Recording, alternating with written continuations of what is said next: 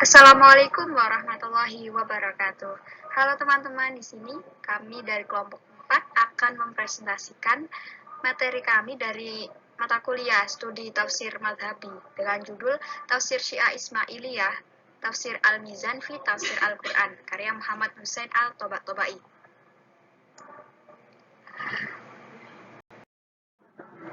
Kelompok kami terdiri dari 3 anggota, antara lain Ika Waroshida dengan NIM 070103200013, saya sendiri Hasna Lailatul Isra'iyah dengan NIM 070203200048, dan Laila Masjidah dengan NIM 0730320097. Adapun topik yang akan kami bahas antara lain biografi Mufasir Tabatabai, lalu yang kedua guru dan murid dari Tabatabai, yang ketiga latar belakang penyusunan kitab Al-Mizan, keempat keunggulan dan kekurangan tafsir Al-Mizan, kelima metode dan corak penafsiran Al-Mizan, lalu sistematika penulisan kitab, langkah-langkah penafsiran, dan contoh penafsiran ayat-ayat teologi.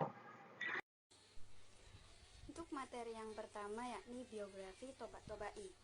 Di sini nama lengkap dari Tabatabai adalah Muhammad Husain ibnu Muhammad Husain ibnu Ali ibnu Al-Hasan Al-Musanna ibnu Al-Hasan ibnu Ali bin Abi Thalib atau Al-Hasan ibnu Ali.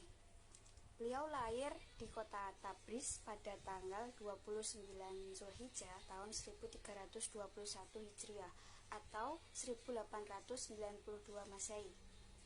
Riwayat pendidikan beliau dimulai dari pelajaran dasar-dasar ilmu yang pertama di tempat kelahirannya, yakni di kota Tabriz, di bawah bimbingan keluarga dan pemimpin kaumnya. Kemudian melanjutkan hijrah ke Najaf al-Ashraf di Irak dan tinggal di Najaf selama 10 tahun untuk mencari ilmu. Dan ketika menginjak usia 20 tahun, Tabatabai memutuskan untuk kuliah di Universitas Syiah di Najaf, dan beliau mengkaji beberapa bidang keilmuan, antara lain ilmu fikih dan usul, ilmu filsafat dan metafisika, ilmu matematika, dan ilmu makrifat. Setelah menamatkan kuliah, beliau menjadi narasumber tafsir Al-Quran dan ilmu filsafat, dan menjadi salah satu orang pengkaji yang paling pintar, dan termasuk dari salah seorang tokoh universitas atau hauzah ilmiah di kota Qum. Tabatabai wafat pada hari Minggu tanggal 18 Januari 1402 Hijriah di kota Qum. Beliau wafat setelah lama mengalami sakit. Baik, poin selanjutnya yaitu guru dan juga murid dari Tabatabai. Jadi beliau ini Muhammad Hussein Al-Tabatabai dalam berbagai keilmuan memiliki guru yang berbeda pula. Contohnya dalam keilmuan fikih dan al-usul, beliau ini belajar kepada Syekh Muhammad Hussein Al-Kambani. Sedangkan dalam keilmuan falsafah, beliau belajar kepada Sayyid Hussein Al-Badakubi. Beliau ini juga mempelajari ilmu riyadhah kepada Sayyid Abi Qasim Al-Kunisari, serta mempelajari ilmu akhlak kepada Syekh Mirza Ali Al-Qadi. Di samping itu, beliau juga memiliki beberapa murid, di antaranya Murtadha Mutahari, Ibrahim Amini, Muhammad Taqi Misbah Yazdi, dan lain sebagainya. Pembahasan selanjutnya yakni mengenai kelebihan dan kekurangan dari kitab tafsir Al-Mizan karya Tabatabai. Untuk kelebihan yang pertama yakni dalam penafsiran Al-Quran, Tabatabai memiliki disiplin ilmu yang begitu banyak, mulai dari yang berhubungan dengan agama sampai dengan ilmu-ilmu umum. Maka dalam penafsirannya banyak ilmu-ilmu yang dapat menunjang dalam penafsiran ayat terhadap Al-Quran itu sendiri. Kemudian kelebihan yang kedua yakni beliau begitu teliti dalam menukil riwayat, baik itu yang dinukil dari Rasulullah, sahabat, maupun di kalangan tabi'in itu sendiri. Kemudian kelebihan yang ketiga yakni beliau hanya mengambil sesuatu yang bermanfaat saja dalam kitab-kitab lainnya. Kemudian yang keempat, melakukan tarjih atau mengungkapkan posisi pendapat beliau setiap selesai menafsirkan ayat dengan menyebutkan alasan-alasannya. Kemudian kelebihan yang kelima yakni walaupun beliau termasuk ulama Syiah, akan tetapi penafsirannya untuk memperkuat posisi Syiah tidak terlalu, karena beliau juga membanding-bandingkan dengan Sunni. Kemudian untuk kekurangan dari kitab tafsir Al-Mizan yakni yang pertama, tidak menyebutkan sanad secara sempurna, akan tetapi cukup menyebutkan sumber pertamanya. Sedangkan hadis yang berkaitan dengan fadilah-fadilah surah tidak disebutkan. Kemudian yang kedua, fanatik terhadap akidah Syiah, dan yang ketiga yakni lebih banyak merujuk kepada pendapat dan kitab-kitab ulama Syiah. Baik, untuk poin selanjutnya yaitu ada metode dan juga corak penafsiran. Jadi, secara umum, metode yang digunakan oleh Syiah Ismailiyah dalam menafsirkan Al-Quran itu adalah dengan menyatakan bahwa Al-Quran itu punya dua makna, yaitu makna lahir dan juga makna batin. Sedangkan yang dikehendaki itu makna batinnya. Kalau makna secara lahir itu cukup dimaklumi dari ketentuan bahasa. Adapun metode yang digunakan oleh Tabatabai dalam mukadimahnya itu, beliau menjelaskan secara singkat cara yang digunakan oleh mufasir dalam menafsirkan Al-Quran, cara secara umum maksudnya. Kemudian beliau juga menjelaskan macam-macam para ulama dalam menafsirkan Al-Quran sesuai dengan keilmuannya masing-masing. Yang pertama ada bagaimana cara ulama hadis dalam menafsirkan Al-Quran, lalu ulama teolog, lalu para filosof dalam menafsirkan Al-Quran, dan juga para sufi dalam menafsirkan Al-Quran. Adapun manhaj atau jalan atau cara yang digunakan oleh Tabatabai dalam menafsirkan Al-Quran itu menggunakan beberapa manhaj atau beberapa jalan. Yang pertama itu dalam menjelaskan tafsirnya, beliau menggunakan data yang sangat banyak, baik pendapat dari para mufasir, ahli hadis, ahli sejarah, ahli filsafat, dan lain sebagainya. Kemudian yang kedua, beliau itu menjelaskan dari surat maupun ayat yang akan beliau tafsirkan sebelum menafsirkan ayat. Jadi beliau itu pertama menjelaskan tujuan dari ayat atau surat itu, kemudian beliau baru menjelaskan tafsir dari ayat atau surat tersebut. Seperti contohnya ungkapan beliau saat akan menafsirkan surat Al-Imran. Yang pertama, beliau mengungkapkan dulu bahwa tujuan dari surat ini itu adalah untuk mengajak kaum mukminin untuk mentauhidkan Allah, sabar, dan juga tetap tegar saat menghadapi kesulitan. Adapun cara beliau yang ketiga yaitu saat menafsirkan Al-Quran, beliau juga merujuk pada pendapat-pendapat para mufassir, baik itu yang menolak ataupun yang menerima pendapat ahli tafsir yang lainnya. Selain itu, beliau juga menjelaskan hubungan antar ayat satu dengan yang lainnya. Seperti contoh pada saat beliau menjelaskan Quran Surah Ali Imran ayat 130 sampai dengan 138. Jadi beliau itu menyatakan bahwa ayat ini tuh mengajak kita untuk berbuat baik, serta mencegah dari perbuatan buruk. Ayat ini juga memiliki hubungan dengan ayat sebelum dan sesudahnya, di mana berbicara tentang kisah perang Uhud. Lalu cara yang keempat, beliau itu menafsirkan ayat dengan jalan merenungkan dan juga mengkaji ayat tersebut dan ayat yang lain yang memiliki keterkaitan dengan hadis-hadis pula, yang memiliki keterkaitan dengan hadis-hadis pula. Tapi saat beliau itu mengkaji sanad hadis atau menyebutkan sanadnya tidak secara sempurna, tapi hanya secara umum. Jadi beliau itu cukup hanya menyebutkan dari sang pemilik kitab hadis tersebut. Lalu yang kelima, beliau juga menyebutkan asbabun nuzul Al-Quran saat menjelaskan nas-nas yang berkaitan dengan hukum. Dan beliau juga menyantumkan qaul-qaul sahabat dan juga tabi'in. Dan yang keenam, beliau itu juga sangat mauquf atau berhenti mengenai riwayat Israiliyat. Lalu yang ketujuh, beliau juga menguraikan ayat secara bahasa. Dari aspek bahasa, beliau juga mengungkapkan ayat tersebut, baik dari i'rab ataupun dari balaghah atau dari lain sebagainya yang berkaitan dengan aspek bahasa.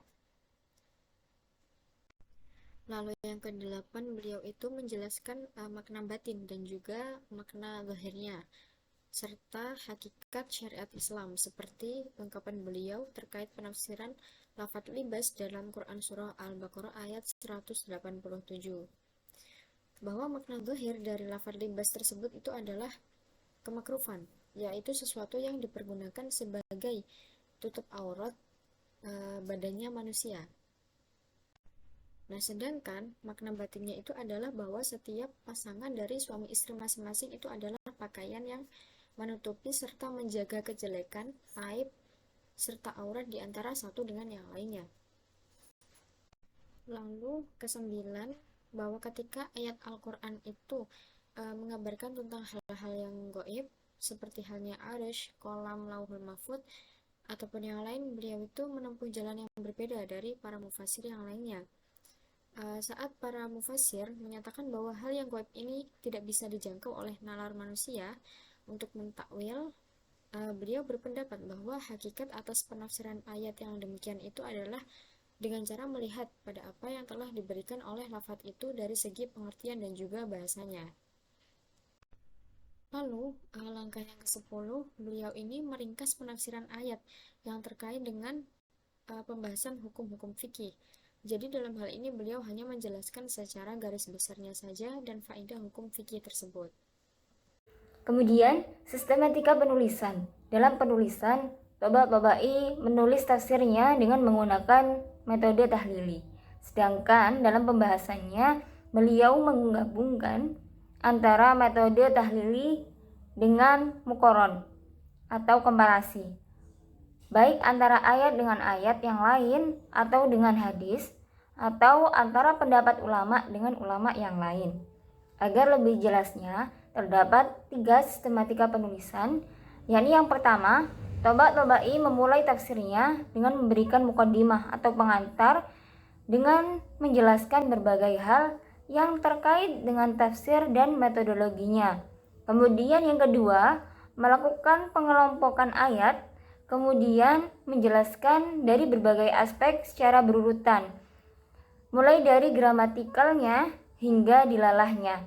Kemudian yang ketiga, melakukan pengelompokan pembahasan seperti bayan yang berisi tentang penjelasan gramatikal, tafsir lafziyah dengan mengacu pada riwayat dan pendapat para ulama ahli al-bait dan ulama yang lain, atau pembahasan riwayat dan pembahasan ilmiah, atau pembahasan filsafat, dan dalam setiap pembahasan diakhiri dengan pendapatnya dengan argumen-argumen yang dibangunnya dengan mengatakan wa aqulu.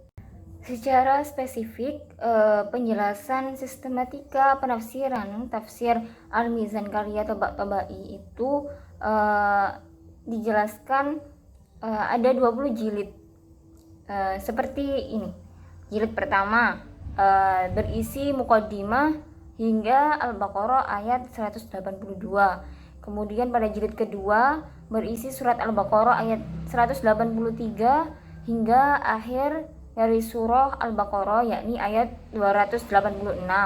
Kemudian pada jilid 3 yakni berisi surah Ali Imran ayat pertama hingga ayat 120. Nah, begitupun seterusnya, dan setiap jilidnya juga pada penjelasan sistematika ini juga dijelaskan tentang halaman kitabnya. Jadi seperti tadi, jilid pertama yang dimulai dari muqaddimah hingga surah Al-Baqarah 182. Kemudian jilid 2 dari Al-Baqarah ayat 183 hingga akhir surah Al-Baqarah yakni 286, yang mana berjumlah 245 halaman kitabnya. Jadi seperti itu untuk sistematika penulisan tafsir Al-Mizan karya Toba-Tobai. Penafsiran dari Toba-Tobai dalam kitab tafsir Al-Mizan. Di sini saya mengambil contoh dari konsep penciptaan perempuan yang terdapat dalam Quran surah An-Nisa ayat pertama dan Quran surah Az-Zumar ayat ke-6. Bismillahirrahmanirrahim. يا أيها الناس اتقوا ربكم الذي خلقكم من نفس واحدة وخلق منها زوجها وبث منهما رجالا كثيرا ونساء واتقوا الله الذي تساءلون به والأرحام إن الله كان عليكم رقيبا بسم الله الرحمن الرحيم خلقكم من نفس واحدة ثم جعل منها زوجها وأنزل لكم من الأنعام ثمانية أزواج. Dalam menafsirkan kedua ayat ini, Toba-Tobai menyebutkan bahwa nafsi wahidah adalah Adam, sedangkan zaujaha adalah pasangan Adam dengan tanpa menyebutkan nama Hawa. Adapun nama Hawa sebagai nama istri Adam tidak terdapat dalam Al-Quran, melainkan diperoleh dari riwayat Taurat. Unsur kejadian Adam dan pasangannya adalah sama. Dalam hal ini, Toba-Tobai mengistilahkannya dengan nafsu wahidah, dan yang menurut bahasa an-nafs berarti ainas syai', yakni kesatuan dari ruh dan jiwa. Dengan tegas, Toba-Tobai juga menyatakan bahwa sesungguhnya keduanya diciptakan dari tanah dengan mengutip hadis Rasulullah yang terdapat bahwa sesungguhnya keduanya diciptakan dari tanah dengan mengutip hadis Rasulullah yang terdapat dalam Nahj al-Bayan karya Al-Syaibani, bahwasanya Allah Subhanahu wa Ta'ala mengumpulkan tanah, kemudian mencampur atau mengaduk dengan tangannya. Kemudian diciptakanlah dari tanah tersebut Adam dan menyisakan kumpulan tanah tersebut, dan diciptakanlah darinya Hawa. Toba-Tobai tidak sependapat dengan pandangan yang menyatakan bahwa perempuan tercipta dari bagian tulang rusuk Adam. Dengan demikian, Hawa bukanlah diciptakan dari bagian diri Adam ataupun salah satu anggota tubuh yang dikatakan dalam sebuah riwayat dari tulang rusuk yang bengkok, melainkan Hawa diciptakan dari jenis yang sama dengan Adam.